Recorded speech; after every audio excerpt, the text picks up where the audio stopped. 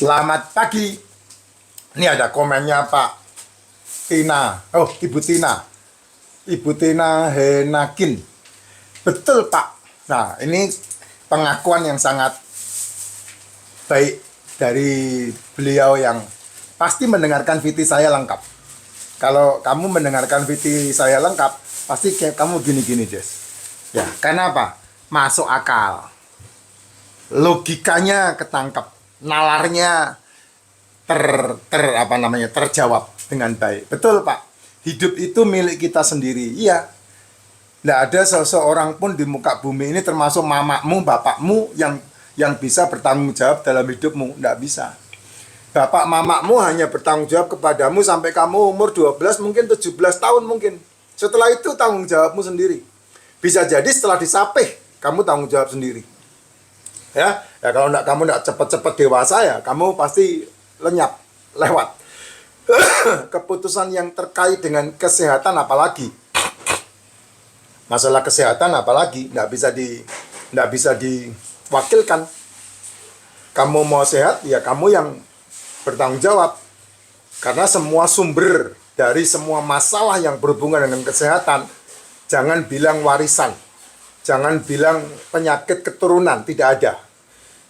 Jangan bilang seperti itu. Jangan bilang dia sih, tidak ada begitu. Yang namanya tanggung jawab masalah kesehatan itu tanggung jawab diri. Karena pintunya di mulutmu. Ya, pintunya di mulutmu. Kan orang dunia ini mengatakan bahwa kesehatan itu all about mindset. Ya, semuanya di pikiran. 80% orang sakit karena pikiran. Nah, pertanyaan saya balik. Lalu kesehatan itu karena apa? Kalau 80% orang sakit karena pikiran, pertanyaan saya, kalau orang sehat itu karena apa? Ya mikir waras, bukan dibola-balik bola. Mikir waras, jadi sehat. Kenapa? Orang yang mikirnya waras, tidak segampang membalikkan telapak tangan, dia mengasupkan makanan ke mulutnya. Gitu. Kayak saya yang udah mengalami perjuangan hidup yang berat 5-6 tahun yang lalu, ya hari ini saya benar-benar mikir ketika saya makan. Ya, ada waktunya saya harus berkata tidak. Ya, saya bilang kan sama ini, kamu Jess, saya kalau di jalan cemilan saya emping. Saya kalau di jalan cemilan saya kacang mede. Saya kalau di jalan cemilan saya apa? Apalagi bro, kacang. Itu kalau di jalan. Kamu boleh tanya sama buksu saya, apakah setiap kali di jalan kacang mede itu saya membat semua? Enggak. Ada waktunya istri saya tanya, mau nyemil apa?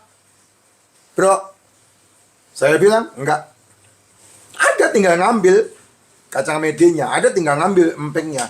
Tapi saya bilang, enggak. Karena kamu yang harus smart untuk mengasupkan segala sesuatu ke dalam mulutmu. Lambung memang hebat. Ya, selama lambung itu tidak kamu obat-obati. Tapi kalau lambung kamu sudah obat-obati, ya itu tidak hebat lagi. Kamu bakal kena mah. Kalau lambung tidak kamu obati, kamu jagai, maka lambungmu itu hebat. Karena apa? Karena asam lambung manusia itu asam lambung yang the best in the world. Beneran. Asam lambung manusia itu the best in the world. Kamu pernah lihat burung pemakan bangkai? Burung itu bisa ngelolot itu apa ya? Nelen tulang segini panjangnya tanpa dipatahkan. Tulang segini panjangnya, tulang apa itu namanya? Tulang kaki atau tulang apa? Pokoknya segini panjangnya. Ya, dikasih dia, dilolot masuk ke mulutnya dia. Nah, burung pemakan bangkai itu asam lambungnya gila tinggi luar biasa. Karena apa? Bisa menghancurkan tulang. Sehingga tulang tidak melukai dia karena hancur di dalam lambungnya. Apa yang temboloknya dia? Apa yang membuat tulang yang masuk ke temboloknya burung pemakan bangkai itu hancur? Ya asam lambung, bro. Jess.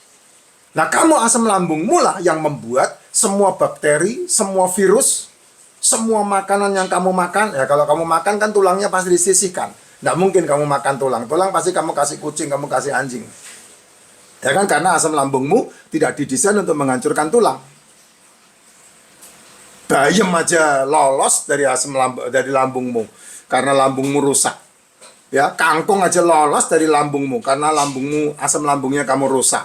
Sehingga kamu BAB, keluarnya bayam, keluarnya kangkung, nggak tercerna itu. Kenapa ya? Karena asam lambungnya dirusak. Asam lambungnya kamu ganggu-ganggu gitu.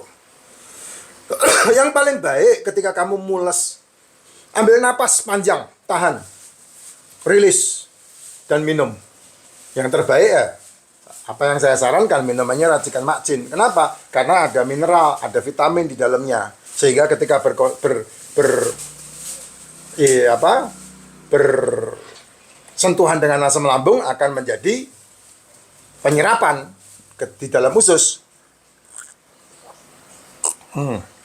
Yang terbaik di situ. Saya ditanya, Pak, sarapan kalau gitu sarapan yang terbaik apa? Ya sarapan yang terbaik tidak sarapan. Nah terus kalau mau sarapan, ya enggak sarapan, bego. Ampun, bener dah. Orang dibilang sarapan yang terbaik tidak sarapan, kok ditanya lagi lah. Terus kalau mau sarapan bagaimana? Ya tidak sarapan, tambahannya bego. Ya itu kan jalan yang paling gampang, paling murah, dan paling sehat. Sarapan yang terbaik adalah tidak sarapan. Saya pakai kacamata deh.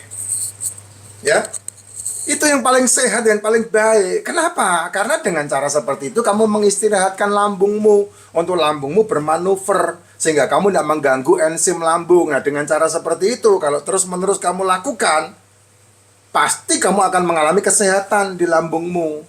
Nggak ada mah-meh-moh lagi, nggak ada gerd-gerd lagi, nggak ada yang namanya tukak-tukaan lambung, nggak ada yang namanya lambungnya bocor-bocoran, nggak ada itu.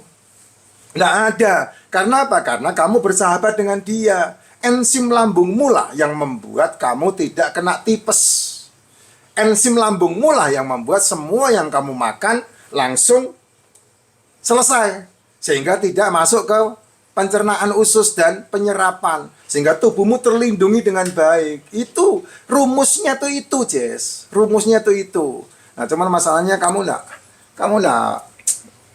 ini itu sih bergudul ya masalahnya ya, dan berani menanggung resiko. Ya iya, meskipun resikomu kan tanggung jawabnya BPJS ya kan, kamu yang menerima resiko tapi kamu yang nuntut BPJS untuk mencukupi, untuk memberi.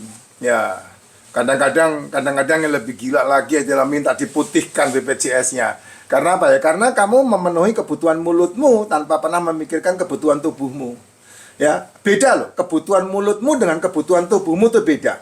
Karena kebutuhan tubuhmu dikendalikan dengan metabolik, kebutuhan mulutmu dikendalikan dengan keinginan diri. Nah, itu beda. Bedanya di situ.